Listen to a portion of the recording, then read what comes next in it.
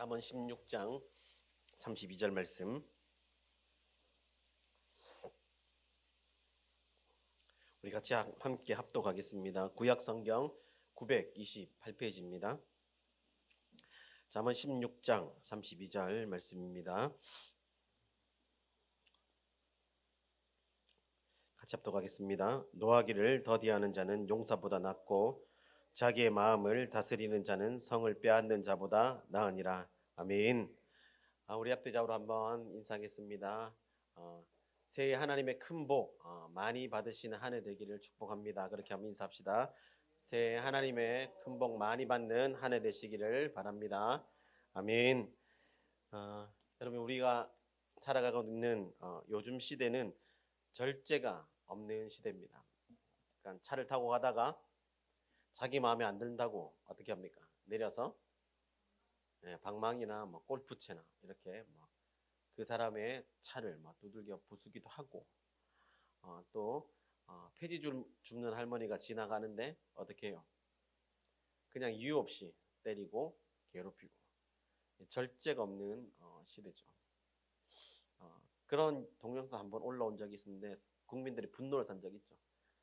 새벽에 지나가는 어머니 뻘 되는 그 여성을 중학생들이 발로 차고 팬 사건들이 있었죠.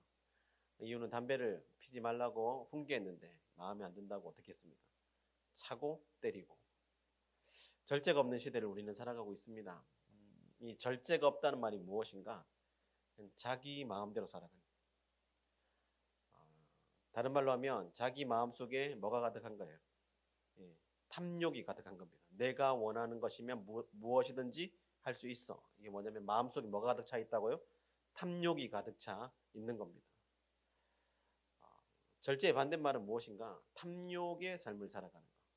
탐욕이 가득한 삶을 살아가는 것입니다. 구약 성경에도 보면 탐욕의 유혹에 빠져서 넘어간 사람이 있죠. 바로 발람 선지자입니다. 처음에 이스라엘 백성들을 저주해달라고 발람을 데리고 오려고 했었죠.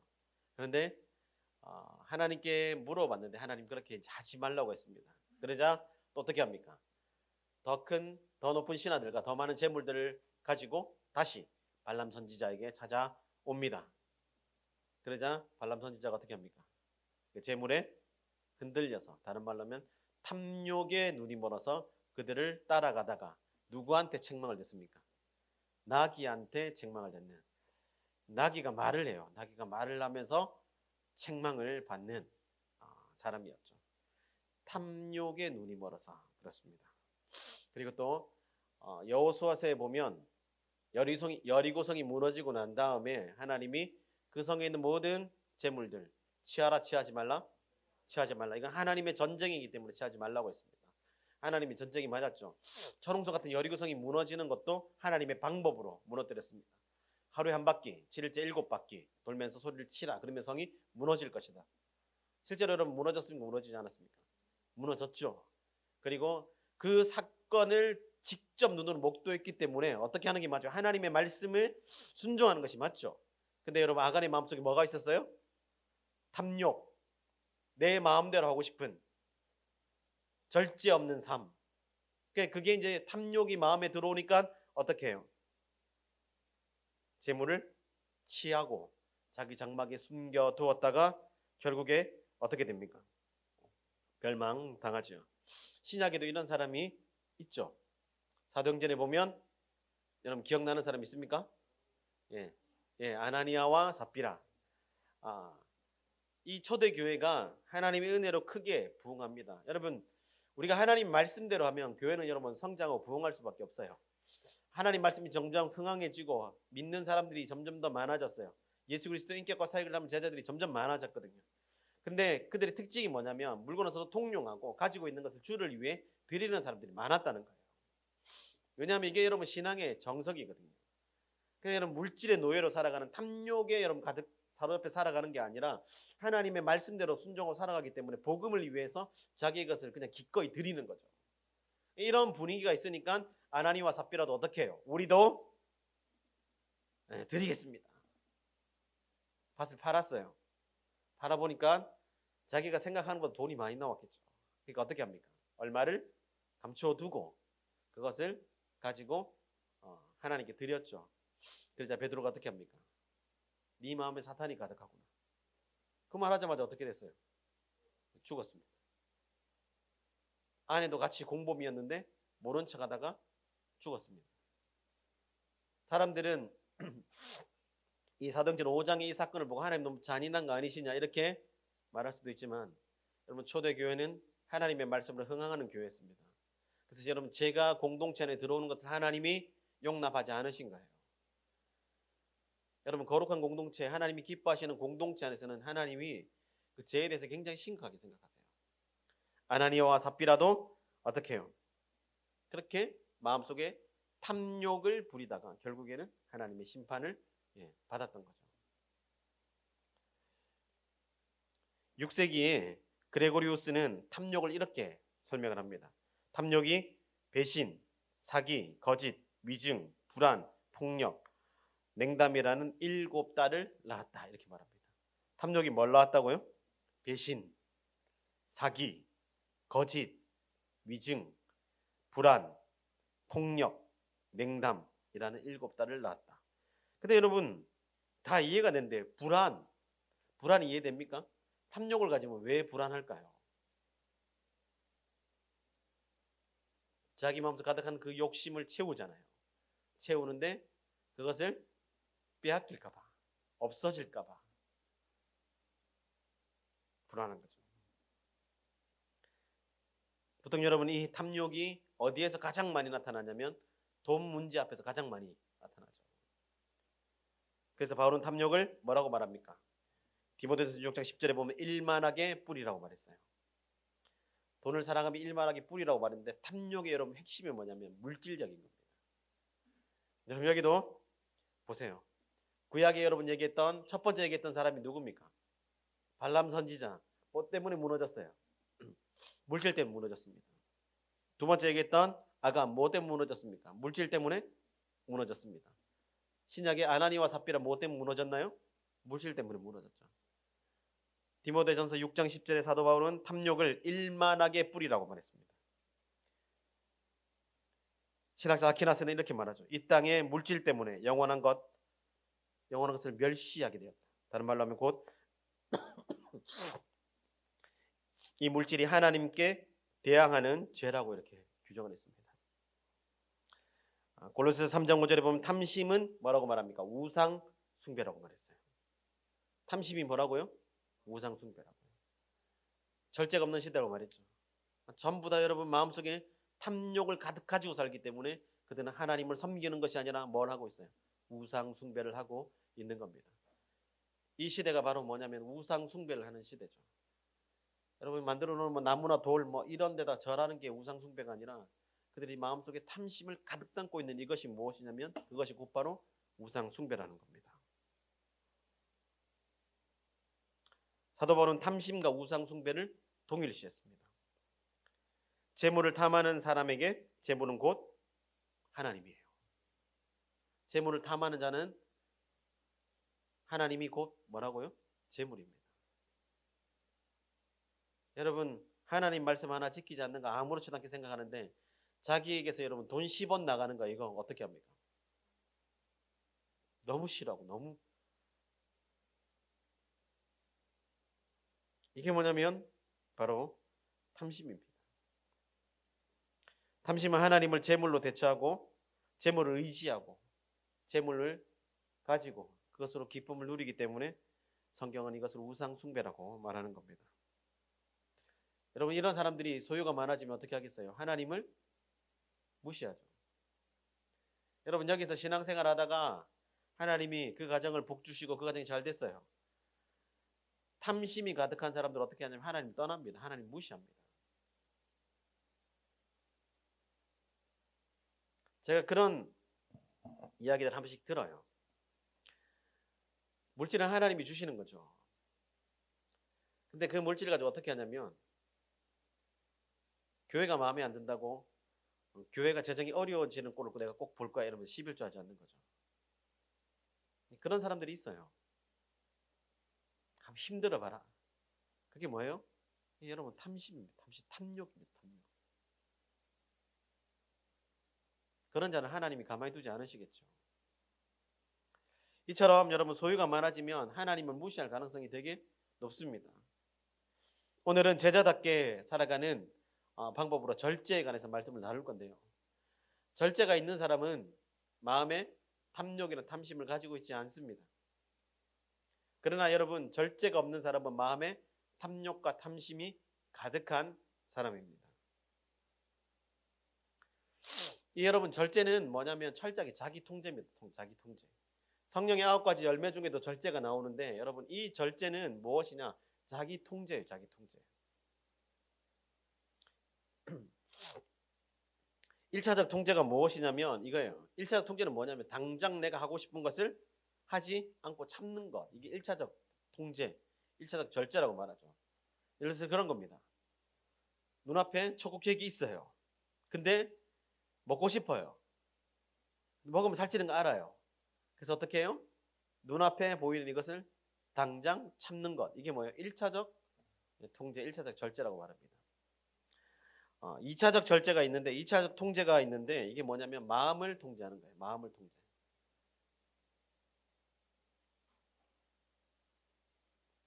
오늘 본문 말씀에 여러분 자기 마음을 다스리는 자는 이렇게 말하죠. 절제가 뭐냐면 자기 마음을 다스리는 거예요. 자기 마음을 통제하는 건데 지성을 통제하는 거예요. 그리고 내 감정을 통제하는 거예요. 그리고 의지를 통제하는 거죠. 우리 마음을 말할 때 여러분 우리의 마음이 뭔가 지정의를 보면 지정의라고 보면 돼요. 우리의 지성, 우리의 머리를 통제하는 거죠. 그죠? 우리의 감정을 통제하는 거예요. 우리가 감정이 시키는 대로 하는 게 아니라 감정을 통제하는 거죠. 의지가 뭐예요? 행동하는 거잖아요. 그죠? 그 행동을 통제하는 것. 이게 뭐냐면 자기 마음을 지키는 것. 자기 마음을 다스리는 거죠. 신앙의 연수가 좀 있는데 사람들이 여러분 그냥 1차적 절제, 1차적 통제밖에 할 줄 모르는 사람들이 많이 있어요. 눈에 보이는 것. 근데 여러분 이 절제는 뭐냐면 2차적 통제를 여러분 말하는 거예요. 1차적 통제, 2차적 통제까지 가는 거예요. 그래서 자기 머리를, 자기 지성을 통제하고 자기 감정을 통제하고 자기 의지를 통제하는 거죠. 그럼 생각해 보세요, 여러분. 이런 사람들이 어떻게 살아가겠어요? 자기 여러분 지성을 통제하는 거예요. 자기가 가지고 있는 이 지식, 자기가 가지고 있는 머리에 여러분 이 지성을 통제하는 거예요. 그럼 어떻게 하겠어요? 자기 마음대로 하겠어요? 하지 않겠어요? 하지 않겠죠. 자기 머릿속에 지식이 들어있는 거예요. 그게 아니면 그걸 하면 안 된다는 걸 아는 거죠. 선명한 경계선이 머릿속에 있는 거죠. 통제합니다. 가야 될 곳, 가야 되지 않을 곳. 알죠? 여러분 머릿속에 여러분 선명한 통제가 있는 사람들이, 선명한 경계선이 있는 사람들이 여러분 술집 가겠어요? 나이트클럽 가겠어요? 재짓는 데 가겠어요? 안 가죠. 왜냐하면 머릿속에 선명한 경계선이 있기 때문에 그렇습니다. 감정의 통제, 감성의 통제, 이게 뭐예요? 그런 상황에서 화를 내고 싶은 충동이 있거든요. 근데 자기를 통제하는 사람, 절제하는 사람 어떻게 해요? 거기서 한번 숨을 쉬고 참는 거죠. 이 사람도 마찬가지예요. 선명한 경계선이 있는 거죠. 왜요? 사람의 성내는 것이 하나님의 의를 이루지 못한다는 경계선을 알기 때문에 그렇습니다. 그리고 의지의 통제, 가야 될 것, 가지 말아야 될 것, 해야 될 것, 하지 않아야 될 것 알기 때문에 통제를 하는 거죠. 이런 사람은 오늘 본문이 뭐라고 말합니까? 자기 마음을 다스리는 자인데 자기 마음을 다스리는 자는 뭐보다 낫다? 성을 빼앗는 것보다 낫다라고 말했습니다. 성을 빼앗는 게 여러분 좋은 거잖아요. 그죠? 영역이 확장되고 영토가 확장되고 재물이 많아지는 거고 그죠? 그냥 명예가 높아지는 건데 그거보다 훨씬 낫다라고 얘기합니다. 그 말이 뭐예요? 자기 마음을 다스리는 자는 마음에 뭐가 생겨요? 자기를 절제하는 자는 마음에 뭐가 생겨요? 항상 평강이 있습니다. 평안이 있어요. 성을 빼앗는 것도 훨씬 나은 거죠. 성을 빼앗아 가지고 여러분 늘 여러분 불안과 불평과 여러분 여러 가지 시기와 원망 이런 것 속에서 살아가는 것이 아니라 어떻게 하는 거예요? 자기 마음을 다스리면서 평안 가운데 평안하게 살아가는 거죠. 스트레스 잘 안 받겠죠. 얼마나 건강하게 살아가겠어요. 근데 우리는 마음의 자기 통제를 상실하고 절제를 하지 않으니까 늘 스트레스 가운데 살아가는 거예요. 그렇다면 여러분, 이 절제, 자기 통제를 어떻게 해야 될까요? 여기도 방법이 있겠죠. 어떻게 하는 게 맞을까요? 그냥 여러분 앉아가지고 나는 절제의 사람입니다. 오늘부터 절제. 절제가 됩니까? 나는 오늘부터 감정을 통제하겠습니다. 의지를 통제하겠습니다. 지성을 통제하겠습니다. 이렇게 하면 통제가 돼요? 한 번은 됩니다. 한 번은 되는데 지속적으로 할 수가 없죠. 그러면 그렇다면 통제의 방법은 무엇인가? 오늘 5가지 정도로 한번 생각을 한번 해보았습니다. 여러분, 우리가 인생을 살아가면서 제충동적 욕망이 강하죠. 제충동적 욕망을 이길 수 있습니까? 갑자기 여러분 마음속에 불현듯 이 죄가 떠오르고 이 죄를 지어야 되겠다. 절제할 수 있어요? 절제할 수 있으면 여러분 거의 성인의 반열에 올라가죠. 그렇지 않습니다. 그냥 제 유혹이 시키는 대로 따라가는 것이 우리의 보통의 삶이죠. 쉽지가 않죠. 여러분, 제 충동적 욕망을 이기는 방법, 통제 방법 무엇이? 첫 번째가 무엇이냐면 바로 채움의 법칙입니다. 뭘 채우라고요? 뭘 채워야 되겠어요? 네, 하나님의 은혜, 하나님 말씀을 채우는 거예요. 여러분 집에 가서 한번 실험해 보세요. 여러분 마음에 하나님 말씀을 가득 채울 때하고 하나님 말씀을 채우지 않을 때하고 제 충동을 이길 수 있는지 이길 수 없는지 한번 실험해 보세요. 실제로 그렇습니다. 여러분 사람은 체험의 법칙이에요. 안에 뭐가 있는가, 사람의 안에 뭐가 있는지 따라서 여러분 달라져요. 하나님의 말씀이 가득 차 있는 사람들은 제 유혹과 충동이 와도 그것을 쉽게 이길 수 있습니다. 왜요? 말씀이 우리 길을 안내하고 말씀이 우리의 삶을 통제하기 때문에 그렇습니다. 여러분 시편 119편에 뭐라고 말합니까? 죄 짓지 않기 위해서 어떻게 범죄하지 않기 위해서 어떻게 한다고 그랬습니까? 주의 말씀을 내 마음에 두었나이다 이렇게 말해요. 뭐 하지 않기 위해서요? 범죄하지 않기 위해서 주의 말씀을 내 마음에 두었나이다 이렇게 말합니다. 여러분 집에서요 온 가족이 하나님 말씀을 채운다 그러면 안 싸웁니다. 싸울 일이 없어요. 근데 왜 싸워요? 채움의 법칙이에요. 세상의 것을 가득 채우니까 세상의 것이 집에서 나오죠. 그러니까 뭐라 그래요? 왜 돈을 이거밖에 못 벌어왔냐? 왜 이거밖에 안 되냐? 왜 이렇게밖에 못하냐? 계속 그 얘기만 하는 거예요. 뭘 채우고 있어요? 세상의 가치관, 탐욕을 가득 채우고 있는 거죠. 그러니까 어떻게 해요? 매일 싸우는 거예요. 매일 싸우는 거예요. 그러나 여러분 이 가정에 하나님 말씀을 채운다 그러면 어떻게 하겠어요? 감사하겠죠. 열심히 일해서 주신 거에 감사, 자녀들을 주심에 감사, 남편을 주심, 아내를 주심 감사, 감사하며 살아가는 거예요. 뭘 채우냐에 따라 다른 거죠. 한번 여러분 집에 가서 한번 실험해 보세요. 일주일 동안 여러분 미쳤다고 생각하고 미치듯이 성경 한번 읽어보고 미치듯이 큐티하고 미치듯이 말씀 한번 외워보세요. 그럼 여러분 가정의 모습이 어떻게 되는지, 만약에 이렇게 했는데도 싸운다, 저한테 따지러 오세요. 내가 몇 장 읽었는지 점검해 줄 테니까. 해보세요. 안 싸웁니다.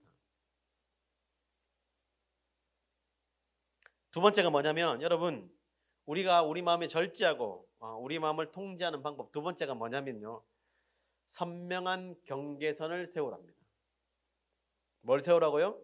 선명한 경계선을 세우라. 여러분 제가 항상 우리 마음속에 여러분 찾아오거든요. 충동하거든요. 우는 사자와 같이 두루 삼킬 자를 찾는다 그랬죠. 누가요? 마귀는요. 우는 사자와 같이 두루 삼킬 자를 찾는다 그랬어요. 삼킬 자를 찾는데 그 찾으면서 어떻게 해요? 죄 유혹을 하는 거죠. 죄 충동질을 하는 거예요. 그런데 그때 생각해 보세요. 선명한 기준이 있다면 이건 죄야. 이건 하면 안 돼. 그걸 안다면 어떻게 하겠어요? 명확해지면 아, 이건 하면 안 되는 거지. 아는 거죠. 근데 명확한 기준이 없으면요. 아, 이건 해도 되는 걸까? 되는 건가? 해도 될 거야.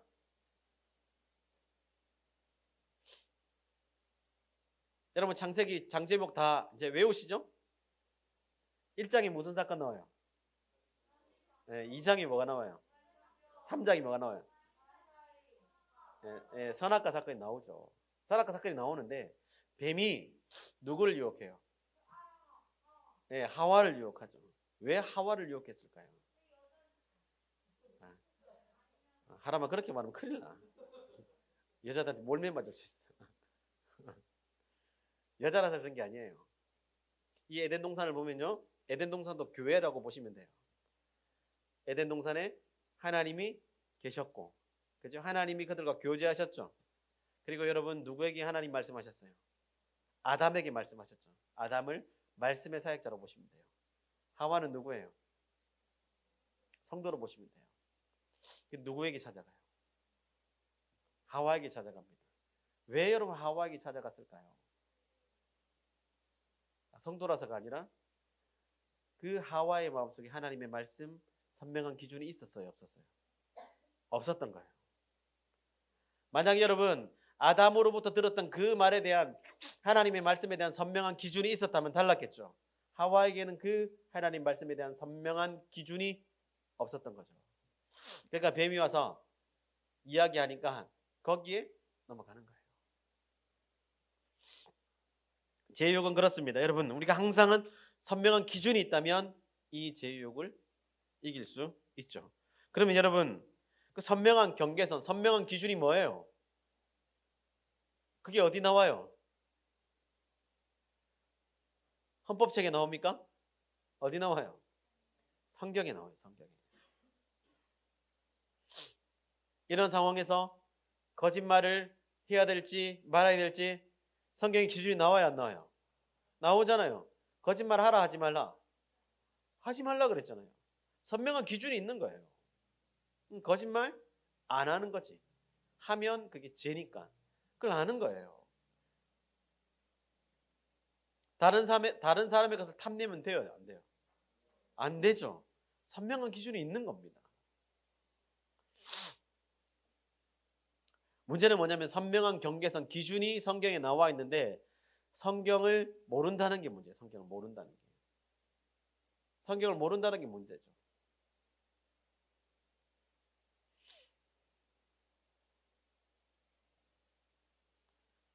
여러분 오늘은 여러분에게 복음이 될지 모르지만 오늘은 성경 공부를 안 하잖아요. 그죠? 이걸 기뻐하면 안 돼요. 얘들아 이걸 기뻐하면 안 돼요. 하나님 말씀을 배우려는 이 일이 가장 즐거워야 돼요. 왜냐하면 뭘 세우기 때문에 선명한 기준선, 명확한 경계선을 세우는 일이기 때문에 그렇습니다.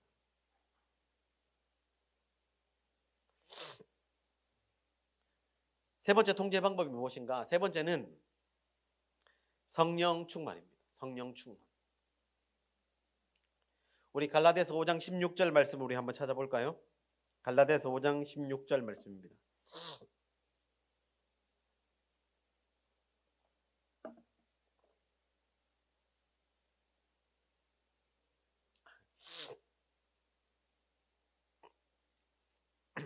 찾았습니까? 갈라디아서 5장 16절 우리 같이 한번 읽어보겠습니다. 시작. 성령을 쫓아 그리하면 육체의 욕심을 이루지 아니하리라. 아멘. 뭘 쫓아 행하라고요? 성령을 따라 행하라. 옛날에 성령을 쫓아 행하라. 이렇게 옛날 성경 그렇죠. 이게 뭐예요? 성령님과 동행하는 거. 성령 충만한 삶을 말합니다. 그렇게 하면 어떻게 된다고 그랬어요? 육체의 욕심을 이루지 아니하리라 이렇게 말했어요. 이해되십니까? 여러분 이해가 돼요? 탐욕의 삶으로부터 벗어날 수 있는 거예요. 내 마음을 통제할 수 있는 거죠. 무엇을 따라 행할 때? 성령을 따라 행할 때. 성령을 따라 행하는 것이 무엇이에요? 성령님과 동행하는 거예요. 성령님과 함께 길을 걷고 성령님께 묻고 성령님이 인도하시면 거기에 순종하는 거. 이게 뭐예요? 성령을 따라 행하는 거죠. 창세기 보면 에녹의 삶이 나옵니다. 하나님과 동행하였더라 이렇게 말하죠. 하나님의 사람들이 여러분 가지고 있는 특징이 뭐냐? 하나님과 동행하는 거. 성령을 쫓아 성령을 따라 행한 거죠. 여러분 잘 보세요. 체험의 법칙, 또 선명한 경계선인 성경을 항상 가지고 살아가는 사람이 어떻게 하는가? 성령을 쫓아 따라가는, 성령을 따라 행하는 거예요. 마음속에 성경을, 하나님 말씀을 채웠어요. 그 말씀이 우리에게 선명한 기준이 되고 있어요. 그러면 우리 안에서 여러분 어떤 일이 일어날까요? 성령님이 말씀하세요. 성령님 그게 죄라고 가르쳐 주시고 그걸 따라가지 말라고 말씀하세요. 제 충동과 제 유혹이 아무리 강해도 성령님이 더 강하게 역사하세요. 이게 성령을 따라 행하는 거죠. 그러면 성령을 따라 행하면 어떻게 된다고요? 육체의 욕심을 이루지 않는다 그랬어요. 절제한다 그랬어요.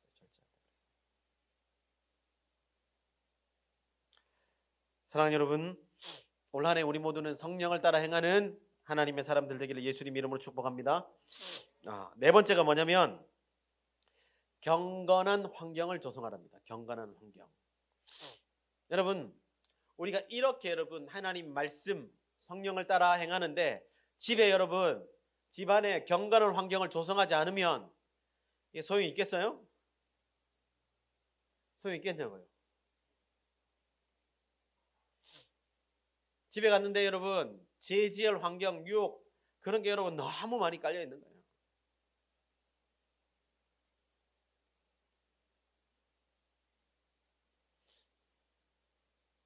집에 딱 들어가면 컴퓨터 켜고 TV가 켜져 있고 그냥 내 하고 싶은 대로 방에 문을 닫아놓고 내 하고 싶은 대로 할 수 있는 그런 여러분 환경이 조성되어 있다면 여러분 거기서 성경 보고 여러분 하나님 말씀을 묵상하고 이렇게 되겠어요? 안 되죠. 반대로 생각해 보세요. 들어가자마자 집안에 찬양이 흘러나온다.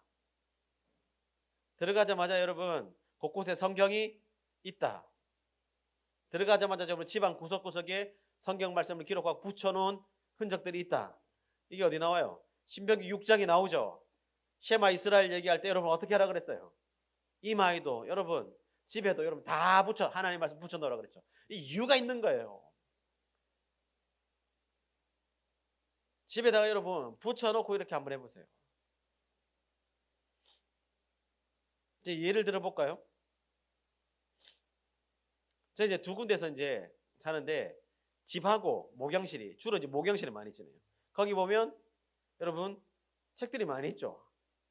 제가 뭐 이상한 잡지책 놔두고 뭐 이렇게요. 다 가서 여러분 다 살펴보세요. 전부 다. 궁금하면 거기 보면 경건서적하고 신학서적이 가득 차 있어요. 중간 구석구석에 보면 제가 메모지로 적어놓은 성경 구절, 요약, 성경 항상 있어요. 그럼 거기서 뭐 하겠어요? 죄 짓고 있겠어요? 아니에요. 경건한 환경을 조성하는 거예요. 그럼 여러분 우리가 집에 가서 이제 어떻게 하면 되겠어요? 경건한 환경을 조성해야 되는데 어떻게 해야 되겠어요?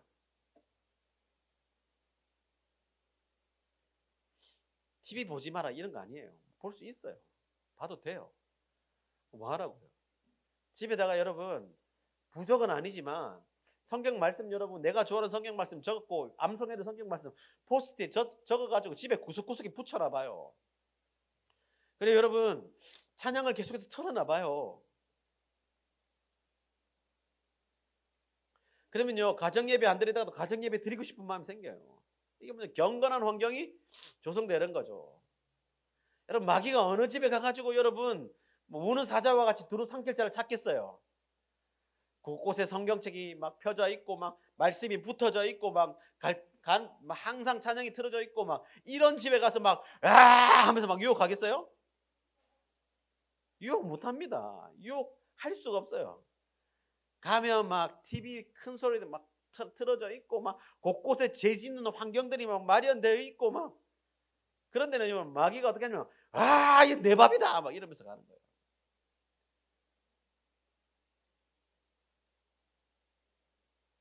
어떤 여러분 환경 만드실래요? 우리 자녀들에게 굉장히 중요합니다.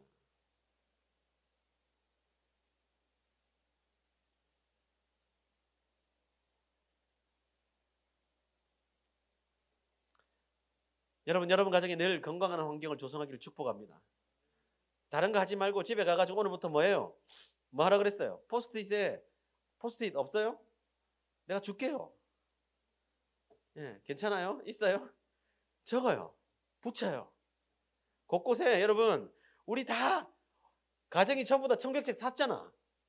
그 여러분 재놓지 말고 구석구석에 그냥 거실에 방에 화장실에 놓으면 안 되겠지만 다른 데 막 놔요. 놓고 앉으면 볼 수 있도록 해놔요.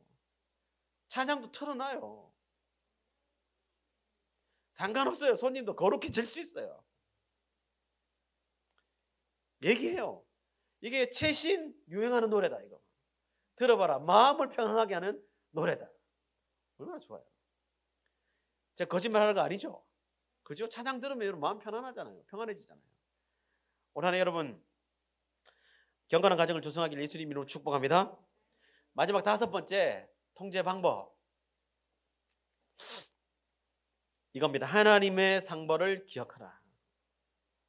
왜 절제해야 되는가? 하나님의 상과 벌이 있기 때문에 그렇습니다.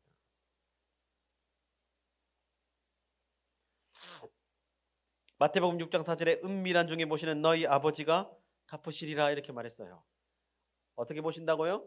은밀한 중에 보시는 너희 아버지가 갚으시리라 이렇게 말했어요. 하나님이 보신다 안 보신다? 다 보신다. 근데 보시고 어떻게 하신다고요? 갚아 주신다. 자, 생각해봐요. 성경을 가까이 하고 성경을 막 읽어요. 그래서 내 머릿속에 내 마음속에 선명한 경계선이 생겼어요. 그러니까 성령을 따라 행하죠. 집을 거룩한 환경으로 조성하고 교회를 거룩한 환경으로 조성했어요. 그럼 하나님이 보시겠어요? 안 보시겠어요? 다 보고 계시죠. 그럼 어떻게 해요? 상 주시는 거예요. 그냥 여러분 그냥 학교에서 주는 상처럼 이렇게 생각하면 안 돼요. 하나님이 주시는 상은 비교할 수 없습니다. 비교가 안 돼요. 절제하지 않는다. 자기 마음을 통제하지 않는다. 하나님 다 보시겠죠. 어떻게 되겠어요? 사무엘의 11장에 여러분 다윗이 밧세바와 간음한 사건이 나옵니다. 거기 보면요. 다윗이 전쟁에 나가야 되지만 전쟁에 나가지 않습니다. 경계선이 무너졌어요? 무너지지 않았어요? 무너졌습니다. 왕은 전쟁에 나가는 게 맞아요. 그러니까 여러분 경계선이 무너진 게 또 뭐예요? 오후에 늦게 일어났다고 말했죠. 그죠? 경계선이 무너졌어요? 무너지지 않았어요? 무너졌습니다. 시간은 하나님 우리에게 주신 거예요. 우린 정직입니다. 시간을 게으르게 쓰면 안 돼요. 그리고 여러분 왕궁을 거니다가 뭘 봤어요? 뭘 봤어요? 살모사요? 코브라? 우리아의 아내 밧세바가 목욕하는 걸 봤어요. 참 신기하죠. 그 여자는 왜 여러분 그 목욕하는 걸 왜 보이게 했을까요? 여러분 목욕할 때 창문 문 다 열어놓고 목욕해요? 변태입니까? 문 닫고 왜 이런 목욕하잖아요. 근데 목욕하는 게 보이도록 아이러니하죠. 모르긴 몰라 성경 기록하지 않지만 그 여자가 문을 열어놓고 목욕했을 가능성이 높죠. 근데 여러분 목욕하는 모습을 보고 선명한 기준이 무너졌죠. 왜요? 내 이웃의 집에 것을 탐내라 탐내지 말라? 탐내지 마라 그랬죠. 여러분 밧세바는 누구예요? 자기 신랑 우리아의 아내잖아요. 남의 것입니다. 남의 것을 탐내지 마라 그랬는데 경계선이 무너졌어요. 그래서 어떻게 합니까? 밧세바를 데리고 와서 간음하죠. 밧세바가 임신했죠. 임신을 감추기 위해서 어떻게 해요? 충직한 시간 우리아를 죽입니다. 하나님이 보셨어요? 안 보셨어요? 보셨죠? 은밀한 중에 보신다 그랬죠? 하나님 뭐라고 말해요? 다윗에게 평생 니네 집에 칼이 떠나지 않을 것이다. 압살롬이 자기 형 암놈을 죽이죠. 압살롬이 배신해서 배반해서 아버지 왕위를 찬탈하죠. 빼앗아가죠. 끊임없이 칼이 다윗의 집에 있었죠. 기억해야 돼요. 하나님의 상벌을 기억해야 돼요. 절제할 때 하나님의 상벌이 있지. 꼭 기억해야 돼요. 마태복음 25장이면 5달란트 받은 사람, 2달란트 받은 사람, 1달란트 받은 사람이 나와요. 주인과 결산할 때가 왔어요. 주인이 결산합니다. 주인이 찾는 기준은 무엇입니까? 맡긴 것을 찾아요. 내게 맡긴 것을 찾는다고. 다른 거 찾지 않습니다. 내게 맡긴 것을 찾는 거예요. 목사에게 찾는 게 뭐예요? 열심히 목회하고, 열심히 성경 가르치고, 열심히 양육하고, 열심히 양떼를 돌보는 거. 그거 보고 찾으시는 거예요. 뭐 하나님이 저한테 너 장사 잘해야 돼. 이런 거 찾으시겠어요? 아니요. 나한테 맡겨주신 거 찾는다고요. 여러분에게 맡겨주신 거 찾아요. 5달란트 받은 사람, 2달란트 받은 사람 맡겨주신 거 가지고 최선을 다해서 남겼어요. 하나님이 칭찬하셨어요. 1달란트 받은 사람은요. 그거 가지고 아무것도 하지 않았습니다. 어떻게 돼요? 책망받았습니다. 바깥 어두운 데로 쫓겨났습니다. 그걸 기억해야 돼요. 여러분, 이 땅에 살아가는 삶이 전부가 아니에요. 우리는 하나님 앞에 다 서게 돼 있어요. 그때 서서 뭐예요? 선악간에 우리 심판을 받아요. 잘한 사람들은 어떻게 해요? 상 주십니다. 잘못한 사람들은 어떻게 합니까? 상이 없어요. 구원을 빼앗긴다고 생각하면 안 돼요. 구원은 받았지만 상이 없어요.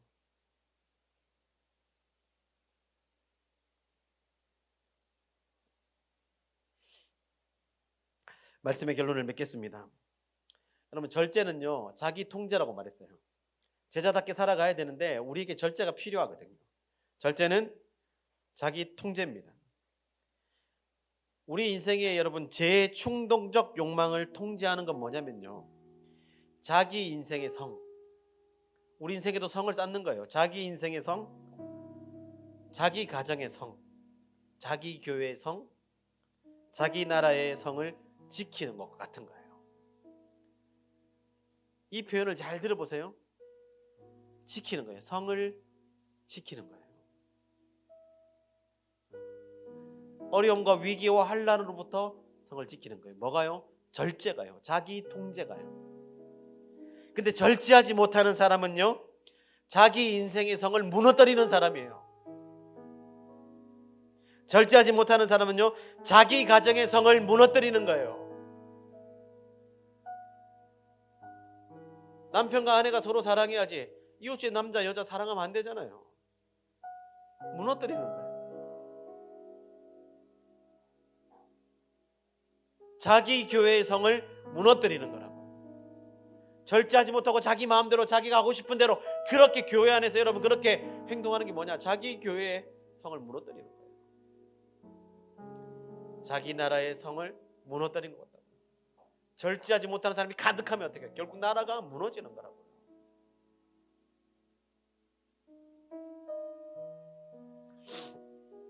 오늘 잠언 16장 31절에서 분명하게 우리에게 말씀하고 있습니다. 노하기를 더디하는 자는 용사보다 낫고 자기 마음을 다스리는 자는, 다시요, 자기 마음을 다스리는 자는 성을 빼앗는 자보다 나으니라.